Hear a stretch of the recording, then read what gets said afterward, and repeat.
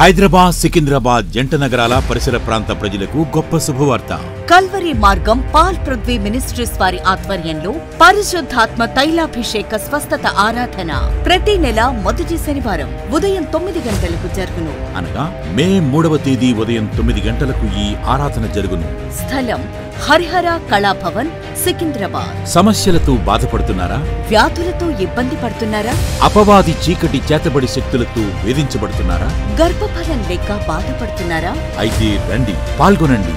ఇప్పటికీ దేశవ్యాప్తంగా వేలాది మంది ప్రజలు పాల్గొని అద్భుతాలు పొందుకున్నారు. మీరును రండి, యేసయ్య ద్వారా అద్భుతాలు పొందుకొనండి.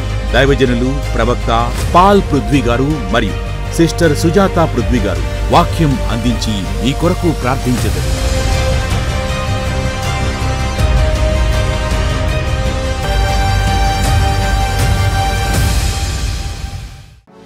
చాలా మంది అంటారు అవి చాలా బూతులు ఉన్నాయి, ఒక పలానా చరిత్ర, ఆ వ్యక్తి చరిత్ర బాగలేదు, ఈ వ్యక్తి చరిత్ర బాగలేదు, ఈ వ్యక్తి చరిత్ర బాగలేదు.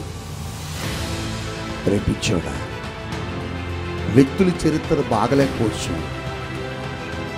కానీ దేవుని చరిత్ర ఎక్కడ కూడా బాగలేకుండా లేదు. మనుషులు పాపం చేశారు, దేవుడు ఎక్కడ పాపం చేయలేదు. మనుషులు పాపములో పడ్డారు, దేవుడు ఎక్కడ పాపంలో పడలేదు. ఈ బైబిల్లో ఎంతో మంది వ్యక్తుల చరిత్రను రాసిచ్చాడు. వాళ్ళ చరిత్రలో అపరిశుద్ధత ఉందేమో, కానీ దేవుని చరిత్రలో ఎక్కడ కూడా అపరిశుద్ధత, పాపము లేదు.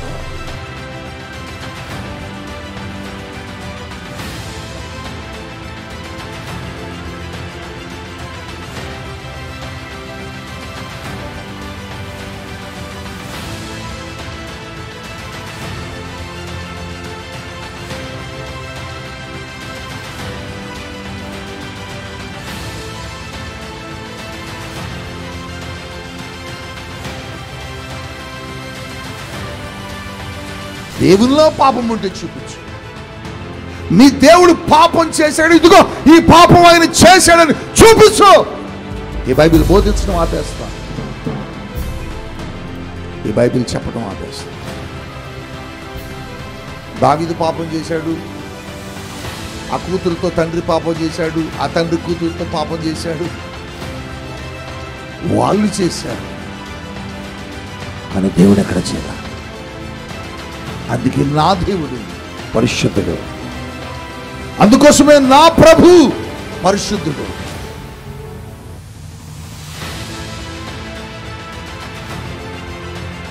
అబ్రహామును దేవుడు గొప్ప చేసిన మాట నుంచి, నాట్ ఓన్లీ అబ్రహాం, ఒక్క అబ్రహామునే నా దేవుడు దీవించింది. నో, ఇస్సాకును దీవించాడు, యాకోబును దీవించాడు, యోసేపును దీవించాడు, దావీదును దీవించాడు. ఇలా ఎంతమందినో చెప్పలేము. బైబిల్లో అనేక మంది భక్తుల జీవిత చరిత్రను పరిశీలిస్తున్నప్పుడు వారందరూ దీవించబడటం మనం గమనిస్తాం. కానీ ప్రతి వ్యక్తి జీవితంలో వారి దీవెన వెనక ఒక అద్భుతమైన రహస్యం దాగి ఉంటుంది. ఏమిటి రహస్యం అంటే, వారు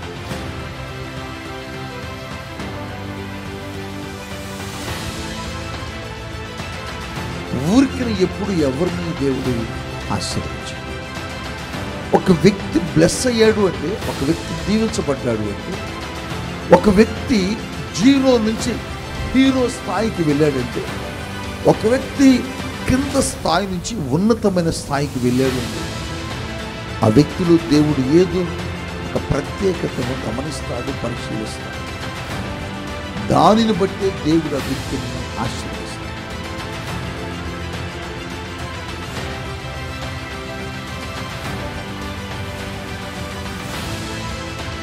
నేను కూడా దేవుని సన్నిధిలో బ్లెస్ అవ్వాలి, దీవించబడాలి, నా పరిస్థితులన్నీ మారాలి అని దేవుణ్ణి వెంబడిస్తున్నవేమో, దేవుని మందిరానికి వెళ్తున్నావు, కానీ నీ జీవితంలో ఈ ఆశీర్వాదం లేదు, కానీ నీ బ్రతుకులు ఏ దీవెన లేదు. కానీ నీ జీవితంలో ఏ ఫలము నువ్వు చూడలేకపోతున్నావు.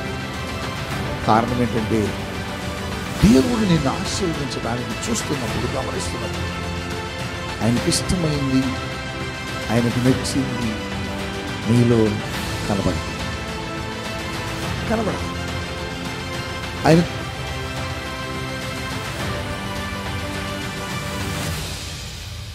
బైబిల్ గ్రంథంలో చాలామంది భక్తులు దీవించబడ్డారు, చాలామంది ఆశీర్వదించబడ్డారు.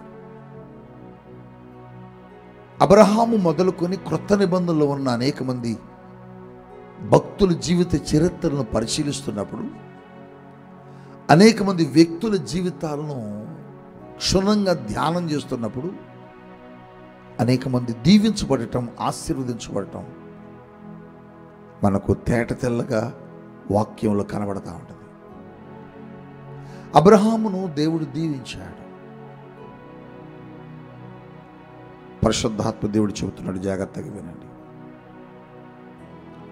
అబ్రహామును దేవుడు దీవించిన మాట వాస్తవం. అబ్రహామును దేవుడు గొప్ప చేసిన మాట నిజం.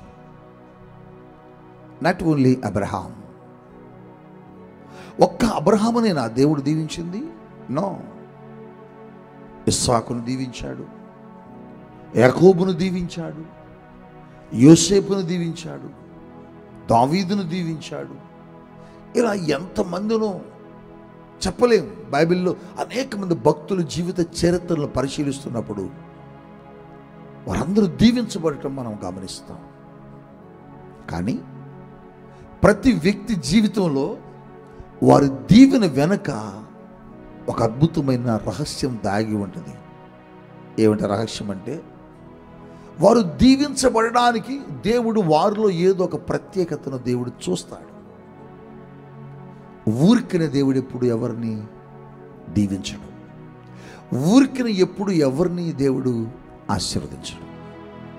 ఒక వ్యక్తి బ్లెస్ అయ్యాడు అంటే, ఒక వ్యక్తి దీవించబడ్డాడు అంటే, ఒక వ్యక్తి జీరో నుంచి హీరో స్థాయికి వెళ్ళాడంటే, ఒక వ్యక్తి కింద స్థాయి నుంచి ఉన్నతమైన స్థాయికి వెళ్ళాడు అంటే, ఆ వ్యక్తిలో దేవుడు ఏదో ఒక ప్రత్యేకతను గమనిస్తాడు, పరిశీలిస్తాడు.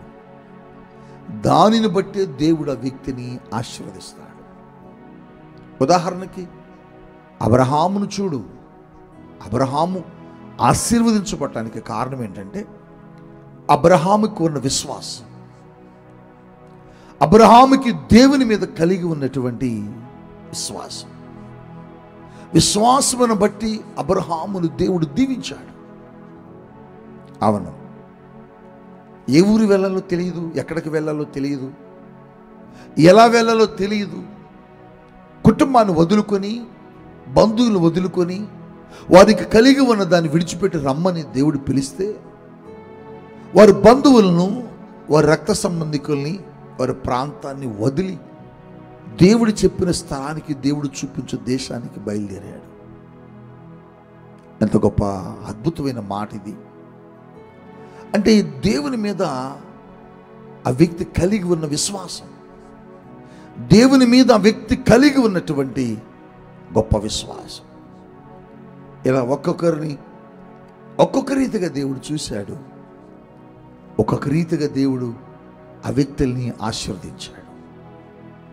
దేవుడు ఒక వ్యక్తిని దీవించాలన్నా, దేవుడు ఒక వ్యక్తిని ఆశీర్వదించాలన్నా, ఆ వ్యక్తిలో ఏదో ఒక బెస్ట్ క్వాలిటీ, ఒక ప్రత్యేకతను దేవుడు పరిశీలిస్తాడు.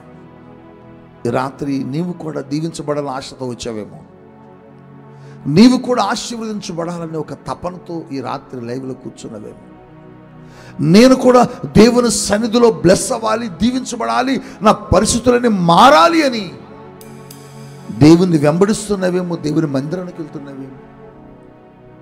కానీ నీ జీవితంలో ఏ ఆశీర్వాదము లేదు, కానీ నీ బ్రతుకులో ఏ దీవెన లేదు, కానీ నీ జీవితంలో ఏ ఫలము నువ్వు చూడలేకపోతున్నావు.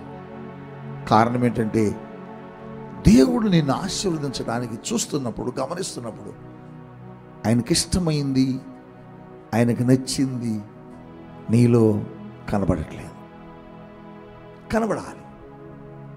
ఆయన చూస్తాడు, గమనిస్తాడు. గమనించకుండా దేవుడు ఎప్పుడు కూడా ఎవరిని ఆశీర్వదించడు.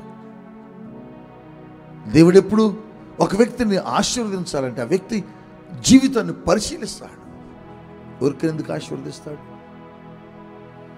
ఒక ఉద్యోగాన్ని ప్రభుత్వం నీకు ఇవ్వడానికి నీ 5వ తరగతి సర్టిఫికెట్స్ నుంచి పీజీ వరకు చదివిన సర్టిఫికెట్స్ అంటే నీ పరిశీలిస్తా.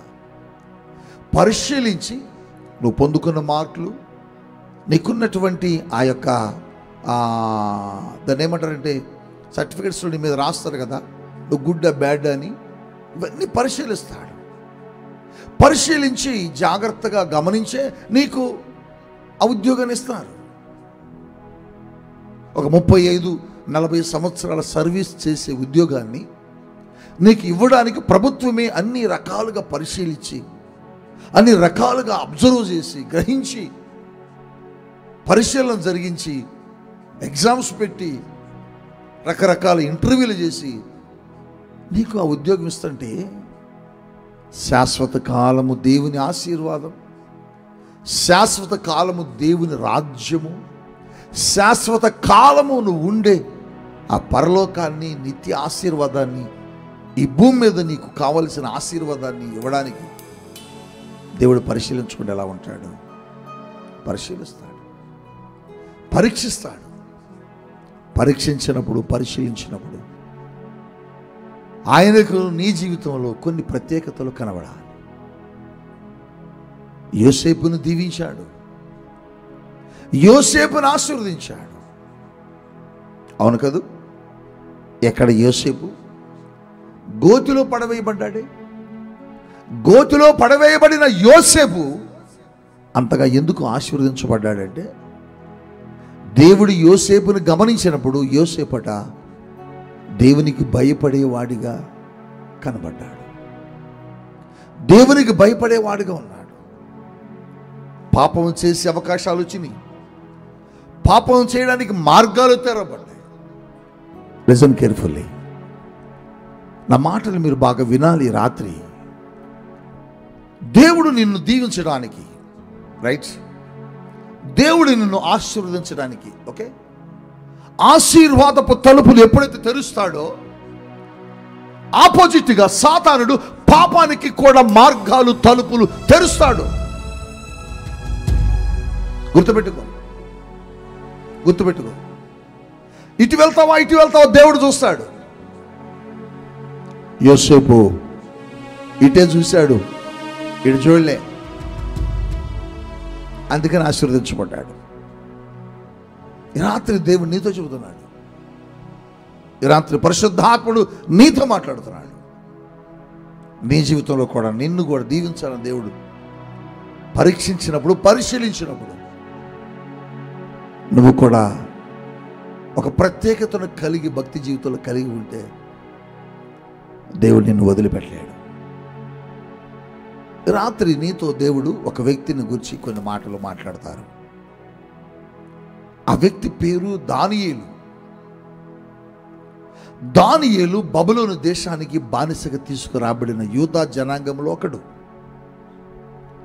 దానియేలు బబులోను దేశానికి తీసుకుని రాబడిన బానిసలలో, బానిసగా తీసుకురాబడిన వ్యక్తులలో ఒకడు. బానిసగా వచ్చాడండి ఆ దేశానికి, వెట్టి చాకిరీ చేయడానికి తీసుకురాబడ్డాడు దానియేలు. వెట్టి చాకిరీ చేయించడానికి తీసుకురాబడిన వాడే దానియేలు. ఆయన మీద ఒక గ్రంథము పరిశుద్ధాత్మ దేవుడు రాసిపెట్టాడేంటి, ఆయన గురించి కొన్ని అధ్యాయాలని పరిశుద్ధాత్మ దేవుడు తీసుకొచ్చి పెట్టాడేంటి. పరిశుద్ధాత్మ దేవుడికి ఎంత ఇష్టమైంది. దేవుడికి ఎంత ఇష్టమైతే ఆయన పరిశుద్ధ గ్రంథములో ఆయన గురించి ఒక గ్రంథాన్ని నీకు నాకు రాసిపెట్టాడు. ఆయన జీవితం నుంచి నీకేదో నేర్పడానికి ప్రయత్నిస్తున్నాడు. ఆయన జీవితం నుంచి నీకేదో బోధించడానికి దేవుడు ప్రయత్నం చేస్తున్నాడు. ఈ బైబిల్లో ఆది కాండము నుండి ప్రకటన గ్రంథం వరకు రాయబడిన ప్రతి చరిత్ర నీకేదో చెప్పడానికే దేవుడు ప్రయత్నిస్తున్నాడు. చాలామంది తెలియని అజ్ఞానులు బైబిల్లో బూతులున్నాయి, బైబిల్లో చాలా బూతులున్నాయని చెబుతున్నారు. బైబిల్లో బూతులు ఎక్కడ ఉండవు. ఒకవేళ బైబిల్లో బూతులే ఉంటే దీనికి పరిశుద్ధ గ్రంథం అని పెట్టే వాళ్ళే కాదు. ఇది పరిశుద్ధ గ్రంథం. చాలామంది అంటారు అవి చాలా బూతులు ఉన్నాయి, ఒక పలానా చరిత్ర, ఆ వ్యక్తి చరిత్ర బాగలేదు, ఈ వ్యక్తి చరిత్ర బాగలేదు, ఈ వ్యక్తి చరిత్ర బాగలేదు. రేపిచ్చోడా, వ్యక్తుల చరిత్ర బాగలేకపోవచ్చు, కానీ దేవుని చరిత్ర ఎక్కడా కూడా బాగలేకుండా లేదు. మనుషులు పాపం చేశారు, దేవుడు ఎక్కడ పాపం చేయలేదు. మనుషులు పాపములో పడ్డారు, దేవుడు ఎక్కడ పాపంలో పడలేదు. ఈ బైబిల్లో ఎంతో మంది వ్యక్తుల చరిత్రలు రాసిచ్చాడు. వాళ్ళ చరిత్రలో అపరిశుద్ధత ఉందేమో, కానీ దేవుని చరిత్రలో ఎక్కడ కూడా అపరిశుద్ధత, పాపము లేదు. దేవునిలో పాపం ఉంటే చూపించు. మీ దేవుడు పాపం చేశాడు, ఇదిగో ఈ పాపం ఆయన చేశాడని చూపించు. ఈ బైబిల్ బోధించడం ఆపేస్తా, ఈ బైబిల్ చెప్పడం ఆపేస్తా. దావీదు పాపం చేశాడు, ఆ కూతురుతో తండ్రి పాపం చేశాడు, ఆ తండ్రి కూతురుతో పాపం చేశాడు, వాళ్ళు చేశారు, కానీ దేవుడు ఎక్కడ చేయాల. అందుకే నా దేవుడు పరిశుద్ధుడు, అందుకోసమే నా ప్రభు పరిశుద్ధుడు. రాత్రి దేవుడితో చెబుతున్నాడు, మనతో చెబుతున్నాడు. దానియేలు జీవితం, దానియేలు బ్రతుకు, దానియేలు జీవితాన్ని వెట్టి చాకరీ చేయడానికి తీసుకొస్తే, బానిసగా తీసుకొస్తే, భయంకరమైన బ్రతుకులో జీవిస్తున్నటువంటి ఆ దానియేలుని దేవుడు ఆశీర్వదిస్తే, ఏ బబులోను దేశానికి బానిసగా తేబడ్డాడో ఆ బబులోను దేశానికి ప్రధానమంత్రిని దేవుడు చేశాడండి. ఎంత కృప! మనందరం వింటున్నాం భారతదేశ ప్రధాని మోదీ గారి గురించి. టీ అమ్మే చాయ్ బాయ్ భారత ప్రధాని అయ్యాడు అని. టీ అమ్మేవాడే ప్రధాని అయ్యాడు అని మనం అంతగా గర్వంగా చెప్పుకుంటున్నాం, కానీ ఇక్కడ బానిస ప్రధాని అయ్యాడు. వెట్టి చాకరీ చేయడానికి తీసుకుని రాబడిన వ్యక్తి ప్రధానమంత్రి అయ్యాడు. ఊరికనే కాల దేవుడు ఏదో ఒక ప్రత్యేకతను వ్యక్తులు చూశాడు. దేవుడు ఏదో ఒక విశేషతను ఆ వ్యక్తిలో కనుగొన్నాడు.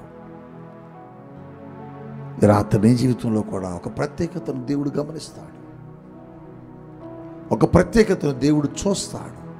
చూసినప్పుడు దేవునికి అది సంతోషంగా, ఆనందంగా కనబడగలగాలి. అప్పుడు నీ జీవితంలో కూడా దేవుడు దానియేలు జీవితంలో జరిగించిన అద్భుతాలు నీ జీవితంలో కూడా చేస్తాడు.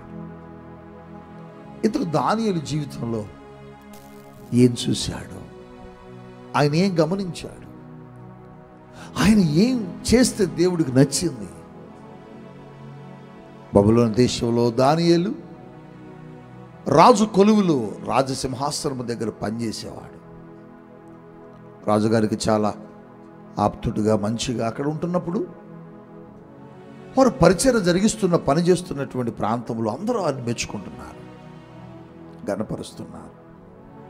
కానీ వారితో పాటుగా ఉన్న కొద్దిమంది వ్యక్తులు, అధికారులు, నాయకులు వారికున్న పేరును చూసి, వారికున్న మంచితనాన్ని చూసి అసూయపడ్డారు, ద్వేషం వచ్చింది. అందుకోసమే వీళ్ళకున్న పేరు పాడు చేయాలి, వీళ్ళకున్న పేరును నాశనం చేయాలి అనే ఒక ఉద్దేశంతో దానియేలు మీద ఏదో ఒక నింద మోపాలని ప్రయత్నం చేశారట, వెతికారట. దానియేలు ప్రతి మూమెంట్ని వారు గమనిస్తున్నారు, దానియేలు ప్రతి అడుగును వారు అబ్జర్వ్ చేస్తున్నారు, దానియేలు ఎటు వెళుతున్నా చూస్తున్నారు, దానియేలు ఎక్కడికి వెళ్తున్నా చూస్తున్నారు. దానియేలు ఏం చేస్తున్నా చూస్తున్నారు. ఎందుకు? ఏ లోపమైనా కనబడితే ఆ లోపాన్ని తీసుకొచ్చి రాజుకు చెప్పాలని, ఆ లోపాన్ని తీసుకొచ్చి రాజుగారికి తెలియజేసి ఆయన బ్యాడ్ చేయాలి, అనుకున్న పేరును పాడు చేయాలని అక్కడ వాళ్ళందరూ పరిశీలిస్తున్నారట. ఒకరోజు దానియేలు దగ్గరికి రాజు భోజనం తీసుకొచ్చారు. రాజు త్రాగే ద్రాక్షారసం తీసుకొచ్చారు. రాజుగారు ఉండే ఆ అద్భుతమైనటువంటి ఆ యొక్క భవనంలో కూర్చోబెట్టి ఇవన్నీ తిను త్రాగు అని దానియేలుకి చెబుతున్నారు. రాజు త్రాగే ద్రాక్షరసం రాజుగారు తిని అద్భుతమైన భోజనం తినవయా దానియేలు? రాజు తినే భోజనం వచ్చింది నీకు, తిను అంటున్నా. రాజు త్రాగే ఆ యొక్క ద్రాక్షరసం వచ్చింది నీకు, మద్యం త్రాగు అంటున్నా. దానిలో ఏమన్నట్టు తెలుసా? నేను త్రాగనండి, నేను తాగను. ప్రయత్నాలు చేశారు కానీ దానియేలు ఎక్కడా కూడా ఆ ప్రయత్నాలు చిక్కలేదు. ఎన్నో భయంకరమైన ప్రయత్నాలు చేశారు. ఎన్ని ప్రయత్నాలు చేసినా, ఎన్ని నేరాలు మోపాలన్నా బైబిల్ ఒక మాట రాయబడ్డది దానియేలు గురించి. చూడండి, దానియేలు గ్రంథము 6వ అధ్యాయం 4వ వచనం నుండి నేను చదువుతాను. అందుకు ఆ ప్రధానులను, అధిపతులను రాజ్యపాలన విషయంలో దానియేలు మీద ఏదైనా ఒక నింద మోపవాలనని ఉండి తగిన హేతువు కొరకు కనిపెట్టుచుండిరి. కానీ దానియేలు నమ్మకస్తుడై ఏ నేరమైనను ఏ తప్పైనను చేయువాడు కాడు గనుక దానియేలులో తప్పైనను లోపమైనను కనుగొనలేకపోయారు.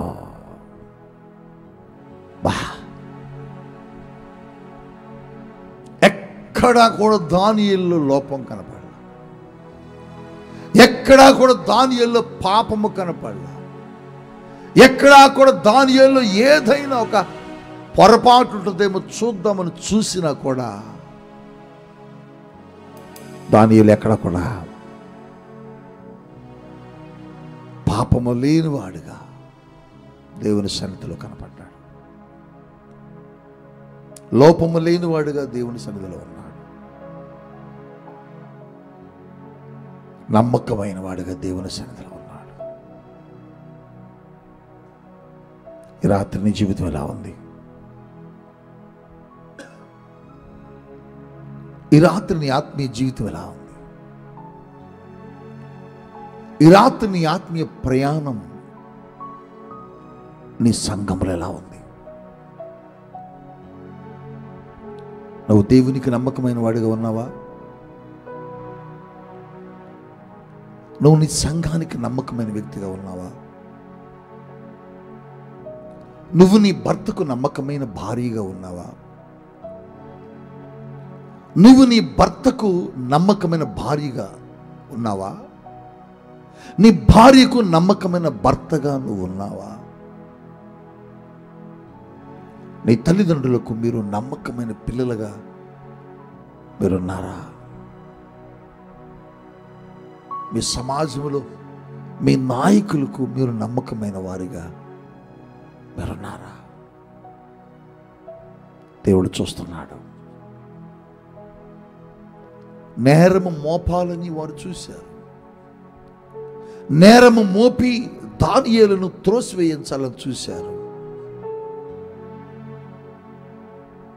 కానీ ఏ తప్పిదము దానియేలులో కనపడలేదట. ఏ నేరము దానియేలులో వారికి కనిపించలేదట.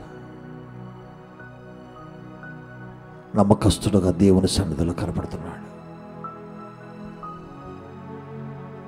నీవు ఎలా ఉన్నావు? భర్తను మోసం చేసి భారీగా ఉన్నావా? ఈ దినాల్లో చాలామంది ఇలాంటి జీవితాన్ని జీవిస్తూ బ్రతుకుతున్నారు. నీ భార్యను మోసం చేసే భర్తగా నువ్వు ఉన్నావా? ఎంతకాలం నీ భార్యను ఎంతకాలం నువ్వు మోసపరుస్తూ తిరుగుతావు? ఎంతకాలం నీ భర్తను ఎంతకాలం నువ్వు మోసపరుస్తూ తిరుగుతావు? ఎంతకాలం నీ తల్లిదండ్రులను మీరు మోసపరుస్తూ తిరుగుతారు? దాని ద్వారా నీ జీవితంలో దేవుని కార్యాలు జరగవు. దానిని బట్టి నీ జీవితంలో దేవుని ఆశీర్వాదం రాదు. దానిని బట్టి నీ జీవితంలో ఏ దేవుని కార్యము దేవుడు చేయడు. దేవుని సేవకుల పట్ల విశ్వాసులకి సరైనటువంటి వ్యక్తులుగా లేరు, నమ్మకంగా లేరు. సంఘంలో సేవకుడి దగ్గర నమ్మకాన్ని కోల్పోయిన విశ్వాసులు దేవుణ్ణి ఎలా దీవిస్తాడు? దేవుణ్ణి ఎలా ఆశీర్వదిస్తాడు? నువ్వేమనుకుంటున్నావు అంటే, నేను ప్రతి ఆదివారం వస్తున్నాను, ప్రతి దినము ప్రార్థిస్తున్నాను, ప్రతి దినము మందిరంలో పరిచయం చేస్తున్నాను, కానుకలు ఇస్తున్నాను, ఎందుకు నా జీవితం ఇంకా దీవించబట్టలేదు నువ్వు అనుకుంటున్నావు? నువ్వు నమ్మకంగా లేవు, అందుకే నీ చరిత్ర అలాగే మిగిలిపోయింది. నువ్వు నమ్మకంగా లేవు దేవుని కొరకు, అందుకే నీ జీవితం ఇంకా అలాగే మిగిలిపోయింది. దానియేలట ఏ పాపము చేయలేదు, ఏ తప్పిదము దానియేలు కనపడలేదట. వెతికారు, ప్రయత్నించారు, దానియేలు ఫోర్స్ చేశారు తప్పు చేయమని, దానియేలు బలవంతపరిచారు తాగమని, దానియేలు ఒత్తిడి చేశారు భోజనం తినమని. నాకు వద్దన్నాడు. ఇప్పుడు చెప్పావా? పాపం చేయమని నిన్ను ఫోర్స్ చేసిన వారిని, ఇటువంటి పాపము నేను చెయ్యను అని ఎప్పుడు తప్పుకున్నావా? త్రాగమని ఎప్పుడైనా నిన్ను ఒత్తిడి చేసిన వారి దగ్గర నేను త్రాగలేను అని ఎప్పుడైనా పక్కకు వచ్చేసావా?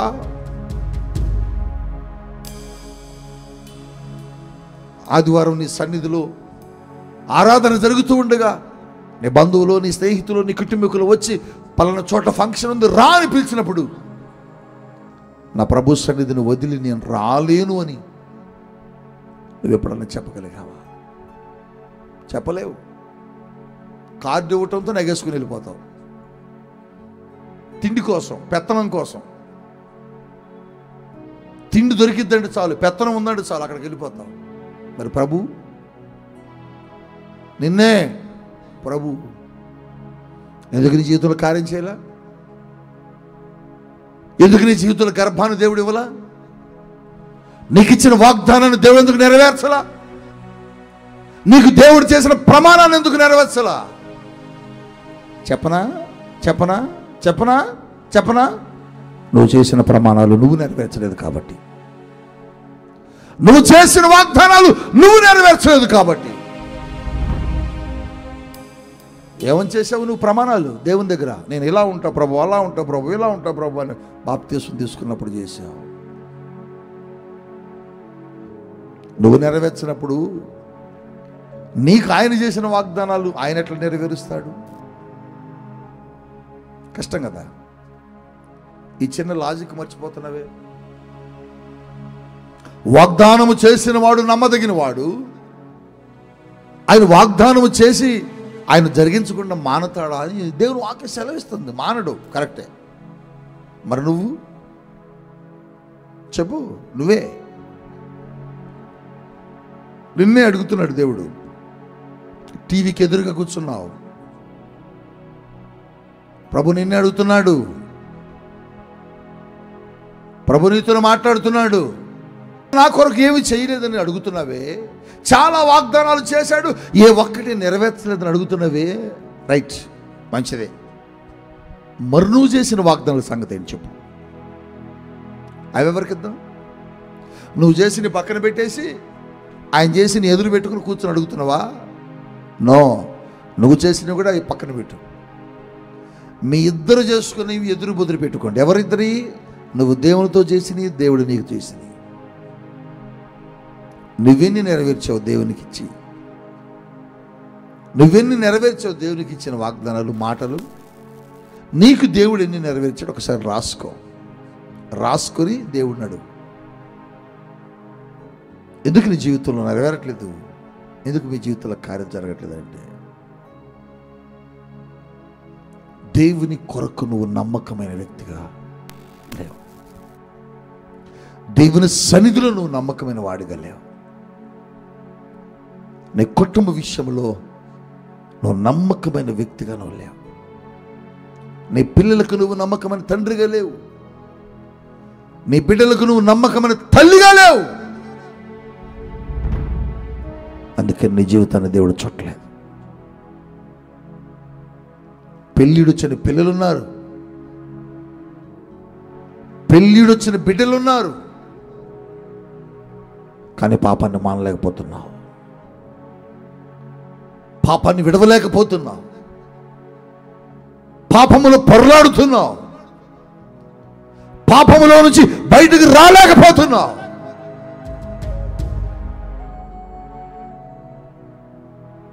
దేవుడు నీతోనే చెబుతున్నాడు, నువ్వు నమ్మకమైన వ్యక్తిగా నీ కుటుంబంలో లేవు. తల్లిదండ్రులు బిడ్డలకు నమ్మకమైన వారిగా ఉండాలి, బిడ్డలు కూడా తల్లిదండ్రులకు నమ్మకమైన వారిగా ఉండాలి. తల్లిదండ్రులు అనేవారు ఎంతసేపు ఏమంటారంటే మీరు మంచిగా ఉండండి, మీరు మంచిగా ఉండండి, మీరు మంచిగా ఉండండి, పిల్లలకి చెబుతున్నావు. మరి నువ్వేం చేస్తున్నావు? మరి నువ్వేం చేస్తున్నావు? దేవుడు అడుగుతున్నాడు నిన్ను. నువ్వేమో రోడ్ల మీద అడ్డగాడిదలకు తిరుగుతావు, ఇష్టానుసారంగా పాపంలో తిరుగుతావు. నీ బిడ్డలు మాత్రం, నీ కుటుంబం మాత్రం పరిశుద్ధంగా ఉండాలంటావు. అది ఎలా సాధ్యం?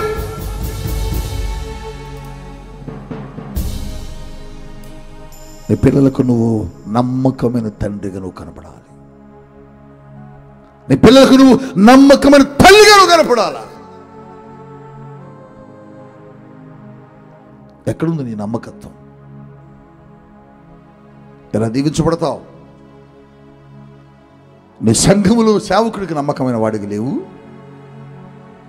నీ కుటుంబంలో నీ భార్యకు నువ్వు నమ్మకమైన వ్యక్తిగా లేవు, నీ కుటుంబంలో నీ బిడ్డలకు నువ్వు నమ్మకమైన వాడిగా లేవు, నమ్మకమైన దానిగా లేవు. ఎలా దేవుడు దీవిస్తాడు? దేవుడు చూస్తున్నాడు, దేవుడు గమనిస్తున్నాడు. వారు నిందలు మోపాలను చూశారట, తప్పు వేయాలని చూశారట, ఎన్నో రకాల పరిస్థితుల్ని వారు దానియేలు చుట్టూరు వారు చేసినప్పటికీ దానియేలు ఎక్కడా లేదు. అందుకోసమే బానిస బబులోను దేశానికి ప్రధానయ్యాడు.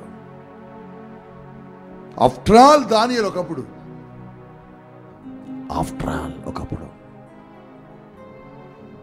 కానీ దేవుడు దాన్ని ఎంతగా ఆశీర్వదించాడు,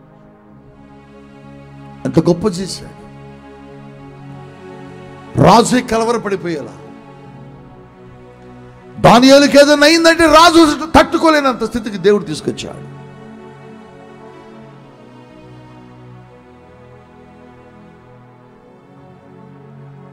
నువ్వెందుకు ఆశీర్వదించబడలేకపోయావు? నువ్వెందుకు దీవించబడలేకపోయావు? నువ్వెందుకు ఫలించలేకపోయావు? నమ్మకంగా లేవు. నువ్వు ఇంట్లో, నీ కుటుంబంలో నువ్వు నమ్మకంగా లేవు.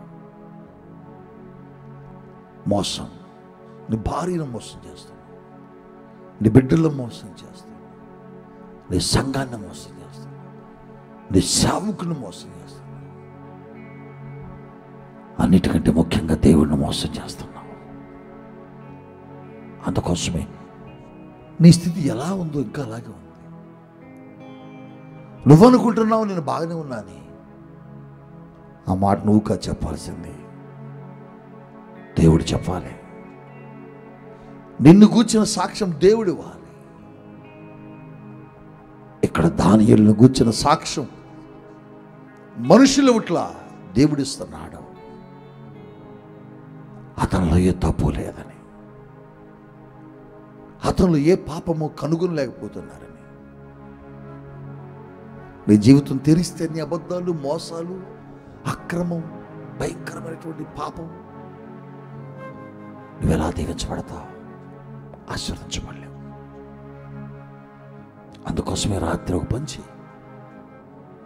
మోకరించి, ప్రభువా, నేను నా సంఘానికి నమ్మకంగా లేను,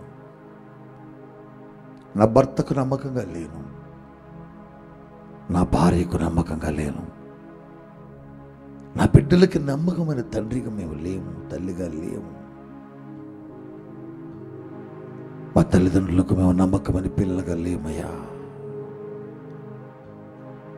అందుకోసమే మా బ్రతుకుల్లో ఉన్న పాపం పోవటలేదు, శాపం పోవటలేదు.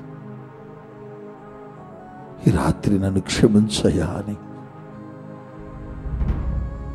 ఒక్క మాట దేవుని దగ్గర చెప్పు. ఆయన క్షమిస్తాడు, ప్రేమిస్తాడు, నీ పాపములన్నిటిని తుడిచివేస్తాడు.